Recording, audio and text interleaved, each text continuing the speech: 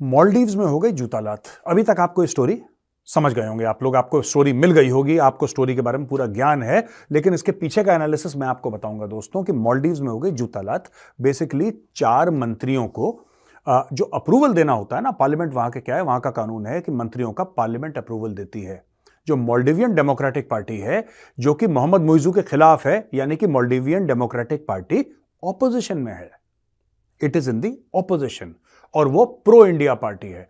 उसने बोला कि तुम्हारे जो 4 मंत्री हैं ना, तुम्हारे इन 4 मंत्रियों को हम अप्रूवल देते ही नहीं, हम नहीं देंगे अप्रूवल, जाओ ऐश करो। अच्छा, इससे क्या हुआ कि वहां पे बहुत हड़कंप आ गई कि सरकार कैसे बनेगी, अब क्या होगा। तो पहले भैंसा भैंसी शुरू हुई, उसके बाद शुरू हुई जूतालात। जैसे WWF की कुश्ती होती है ना, दे पटक दे मार, टांग खींच, बाल खींच, आंखें नोच, ये सब चल रहा है। एक छोटा सा वीडियो है, अब वीडियो देख लीजिए भाई, फिर मैं वापस आपको बताता हूं स्टोरी क्या चल रही है।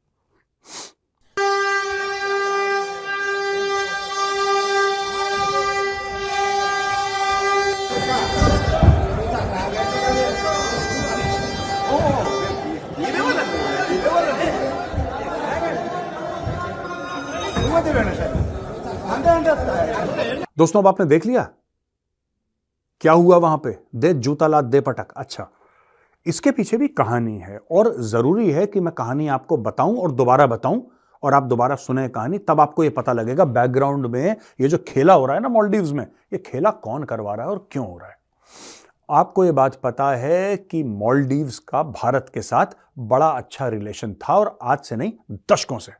जब से मालदीव्स आजाद हुआ है तब से भारत के साथ इनका बिल्कुल डन वाला मामला है। और सबसे पहले जब मालदीव्स का कोई राष्ट्रपति बनता था तो पहले भारत जाता था, कहते थे भारत हमारे परम मित्र हैं भारतीय, तो वहां पे जाके मिलते थे, गले वाले मिलते थे, खाना पीना होना, जो भी अपनी डील साइन करनी, जो भी इनका कार्यक्रम होता था उसमें भारत सबसे पहले। अब क्या हुआ है, कुछ समय से चीन बीच में आ गया। चीन बीच में क्यों आया यह मैं आपको मैप पे समझा चुका हूं, लेकिन आज फिर बता देता हूं। चीन को है मालदीव्स की जरूरत, और यह जरूरत पिछले कुछ दिनों में और तेजी पकड़ ली है। चीन वैसे भी मालदीव्स पर कब्जा करना चाह रहा था, चीन वैसे भी मालदीव्स को इन्फ्लुएंस करना चाह रहा था, वहां की सरकार बना के अपने बंदे बैठाना चाह रहा था, यह चीन की मंशा थी, राइट। लेकिन जब से श्रीलंका ने चीन को दिखा दिया ठेंगा, वो जो जहाज है स्पाई शिप जिसके बारे में हमने आपसे बात करी थी, जो स्पाई शिप हमने बोला था चीन से आएगा, उस स्पाई शिप को श्रीलंका ने मना कर दिया, ये भी हम आपको बता चुके हैं। तो जब श्रीलंका ने मना कर दिया स्पाई शिप को, तो मरता क्या ना करता, उनको मालदीव्स जाना था। मालदीव्स में आ गई हरकत, मालदीव्स में आ गई तेजी कि अब जिन चाइनीज से हमने पैसा खाया है, शी जिनपिंग ने मोहम्मद मुइजू को टुकड़े फेंके होंगे, रोटी के टुकड़े, कि ले भाई बोटियां फेंकी होंगी, खा ले रोटी, खा ले बोटी। अब वो बंदा अपनी लॉयल्टी प्रूव करना चाहता है अपने चाइनीज बाप को। He is trying to prove his loyalty, और लॉयल्टी के चक्कर में उसने एक बच्चे की जान ले ली भाई। ये वो नहीं है डायलॉग अक्षय कुमार का कि बच्चे की जान लो, इसने एक्चुअली एक बच्चे की जान ले ली। दोस्तों स्टोरी कुछ इस प्रकार से है कि आपको पता है टापू बने हैं पूरे मालदीव्स में ना, एक अकेला मालदीव्स तो ऐसा है नहीं जैसे भारत है कि पूरा लैंड मास है, वो अलग अलग टापू बने हुए। तो एक दूसरे टापू में, जो कैपिटल सिटी माले वाला नहीं, दूसरा दूर टापू, वहां पे एक बच्चा बीमार था, बच्चे को था कैंसर, बच्चे को हो गया स्ट्रोक, बच्चे को इवैक्यूएट करके अस्पताल लाना था। भारत का जहाज, भारत का हेलीकॉप्टर खड़ा है, भारतीय सैनिक खड़े हैं, बोल रहे हैं आप हमें ऑर्डर दीजिए, हम फट से बच्चे की जान बचा लेंगे। लेकिन इस आदमी की ईगो और इस आदमी की वफादारी, आदमी कौन, मोहम्मद मुइजू, इसकी वफादारी मालदीव्स के लोगों के लिए नहीं है, इसकी वफादारी है अपने चीनी बाप शी जिनपिंग के लिए। उसने बोला कि अगर मालदीव्स का एक बच्चा मेरे बाप पे कुर्बान होता है तो हो, उसने बच्चे की कुर्बानी दे दी, बच्चे की उसने बलि चढ़ा दी। एक तो ये बात है। दूसरी चीज है दोस्तों, प्रेशर जो वहां पे बन रहा है, टूरिज्म जो है वो मोटा पैसा कमा के देता है मालदीव्स को, मोटा पैसा, ठीक है। जो टूरिज्म वाला पैसा है वही उसको अफ्लोट रखा है, यानी कि उसी वजह से मालदीव्स की इकोनॉमी तैर रही है। दोस्तों आपको एक बात और पता होगी कि टॉप टूरिज्म वाला जो वहां पे जो लोग जाते थे, जो लोग पैसा खर्च करते थे, और नंबर्स में उनकी संख्या सबसे ज्यादा भारतीयों की थी, वो बगल में फ्लाइट पकड़ी, फट से पहुंच गए मालदीव्स, अपनी फोटो शोटो खींची, इंस्टाग्राम पर डाली, सारे सेलिब्रिटीज यही करते थे। अब बंद हो गया, ऑलमोस्ट इंडिया से सील हो गया मामला। अब कोई वहां पे जाता नहीं है। अब जाता नहीं है, इन चीजों से क्या हो रहा है दोस्तों की प्रेशर बढ़ रहा है। तीसरी चीज, 2 पार्टीज हैं वहां पे मालदीव्स में जिन्होंने इसके ऊपर और प्रेशर डाला है, भयानक प्रेशर डाल रहा है मोहम्मद मुइज़ू के ऊपर, जो कि प्रेसिडेंट है। वो 2 पार्टीज है मालदीवियन डेमोक्रेटिक पार्टी और the Democrats. Maldivian Democratic party और द डेमोक्रेट्स, इन दोनों ने मिलकर वो जो 4 मंत्री थे जिनको अप्रूवल देना था, इन दोनों ने रोका है। और जो 5वीं चीज थी जिससे इसको झटका लगा, माले जो उनकी कैपिटल है, वहां का मेयर का इलेक्शन हार गए। इनको लग रहा था कि यार अभी अभी हम जीत के आए हैं, इंडिया आउट। देखिए, जज्बाती नारे, इमोशनल नारे देना बड़ा आसान होता है, राइट? आपने लोगों को भड़का दिया, इंडिया आउट, इंडिया आउट, वो भी कह रहे हैं इंडिया आउट, वो भी नाचने लगे, सब नाचने लगे, सब वहां पे रैप म्यूजिक चल रहा था, इंडिया आउट, इंडिया। अब क्या इंडिया ने बोला, ठीक है आउट तो आउट, आप चाहते हो ना हम निकल जाएं, हम निकल जाते हैं। सारे इंडियन टूरिस्ट निकल गए। अब मालदीव्स वाले कह रहे हैं सर हम तो मजाक कर रहे थे, हम ये थोड़ा ना हमारा मतलब था कि तुम भी चले जाओगे। तो उसने बोला भाई इंडिया आउट तो इंडिया आउट, सभी जाएंगे। करण नहीं साहब ये तो ज्यादा कर दिया, आप लोग ज्यादती कर रहे हैं। अच्छा, यहां पे मामला अटका हुआ है।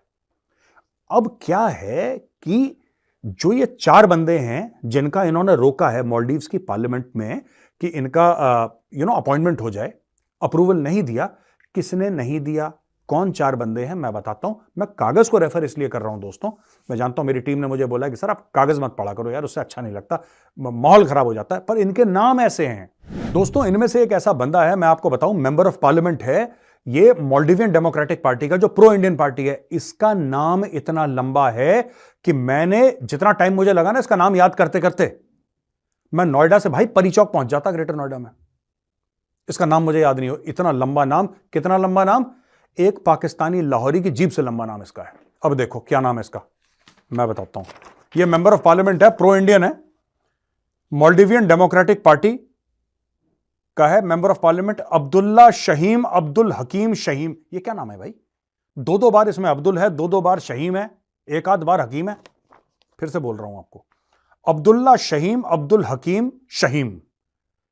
इसकी लड़ाई हो गई अहमद ईसा से। इसमें जो शहीम भाई थे, शहीम भाई कुट गए शहीम भाई को ले गए अस्पताल। एक किसी की उंगली तोड़ दी, एक किसी का बाल खींच दिया, आंख नोच दी, नोचम नोच जूतम लात वहां पे चल रही है। तो दोस्तों एक दोहा याद आ गया कि ज्ञानी से ज्ञानी मिले, ज्ञानी से ज्ञानी मिले, करे ज्ञान की बात। ज्ञानी से ज्ञानी मिले, करे ज्ञान की बात, मूर्ख से मूर्ख मिले, दे जूता लात। अच्छा, एनीवे, तो दोस्तों ये जो स्टोरी है वहां पे आपने देख लिया, क्या पिलम पिलाई वहां पे हो गई। लेकिन इसके बाद हमें यह देखना है कि क्या मालदीव्स के लोगों को यह एहसास है कि चीन उनका चाउमीन बना रहा है? क्या उनको यह एहसास है कि चाइना उनको चूरन खिला के उनका इस्तेमाल करने की कोशिश कर रहा है? क्योंकि जब तक इनको एहसास नहीं होगा ये ऐसे ही प्रॉब्लम में पड़ते रहे। भारत ने कभी किसी देश का इस्तेमाल नहीं करा दोस्तों, कोई ये नहीं कह सकता कि भारत ने किसी देश का, भारत ने अरबों रुपए दे दिए, अरबों रुपए। 3-4 अरब तो सिर्फ हमने अफगानिस्तान में डाले हैं, 3-4 अरब। जब अफगान तालिबान शुरू में आया, अफगान तालिबान ने क्या बोला भारत को, हम नहीं चाहते आप ले रहे हैं। बोला ठीक है भाई, आप नहीं चाहते, आपका देश है, राम राम, आ गए वापस, राम राम, आ गए वापस। 4 महीने के बाद तालिबान कहता है कि हबीबी हम तो मजाक करती, तुम वापस आओ ना, तुम्हारे बिना माहौल सूना सूना लगती। तो भारत ने बोला ठीक है, अगली बार बोलेंगे चले जाओ, फिर चले जाएंगे, कोई दिक्कत नहीं है, धंधे वाली बात है यार, ये दिल पे क्या लगाना, कोई बात नहीं।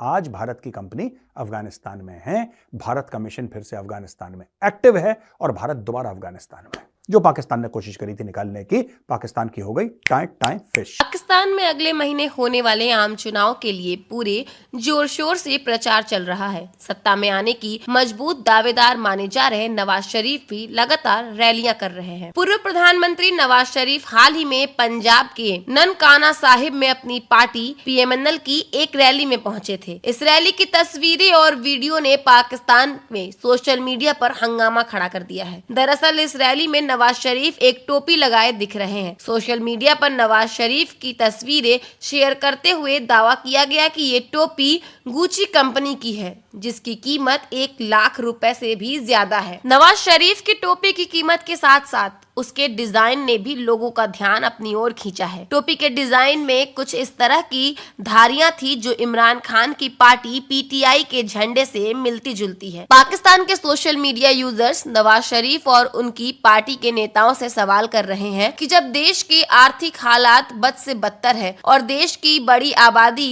एक वक्त की रोटी को तरस रही है, तो क्या नवाज शरीफ को 1 लाख की कैप लगाना शोभा देता है। कई सोशल मीडिया यूजर्स ने तस्वीरों और आंकड़े शेयर करते हुए बताया कि कैसे देश की बड़ी आबादी इस सर्दी में बिना गर्म कपड़ों के रहने को मजबूर है और मुल्क के रहनुमा 1 लाख की टोपी पहनकर घूम रहे हैं। कई सोशल मीडिया यूजर्स ने नवाज की टोपी के डिजाइन को लेकर तंज कसा है। सोशल मीडिया यूजर्स ने उनकी टोपी की बनावट और पीटीआई के झंडे की समानती को दिखाते हुए कहा कि नवाज शरीफ टोपी पहनकर इमरान खान को सपोर्ट करने का इशारा तो नहीं कर रहे हैं। नवाज शरीफ पाकिस्तान के सबसे सीनियर और सफल राजनेताओं में गिने जा रहे हैं। 74 साल के नवाज शरीफ पंजाब के सीएम और 3 बार पाकिस्तान के प्रधानमंत्री रह चुके हैं। इस बार वह एक बार फिर से पाकिस्तान के प्रधानमंत्री बनने के लिए चुनाव में दमखम झोंक रहे हैं। नवाज शरीफ के साथ उनकी बेटी मरियम नवाज और भाई शाहबाज शरीफ भी प्रचार में जुटे हुए हैं। पिछला आम चुनाव जीतने वाले इमरान खान इस समय जेल में है और पाकिस्तान पीपुल्स पार्टी भी बहुत मजबूत नहीं दिख रही है। ऐसे में इस चुनाव में नवाज शरीफ की पार्टी पीएमएनएल की जीत की सबसे ज्यादा संभावनाएं हैं। ये भी दावा किया जा रहा है कि इस चुनाव में नवाज शरीफ सेना के पसंदीदा है और उनका प्रधानमंत्री बनना लगभग तय है। पाकिस्तान में 8 फरवरी को मतदान होना है।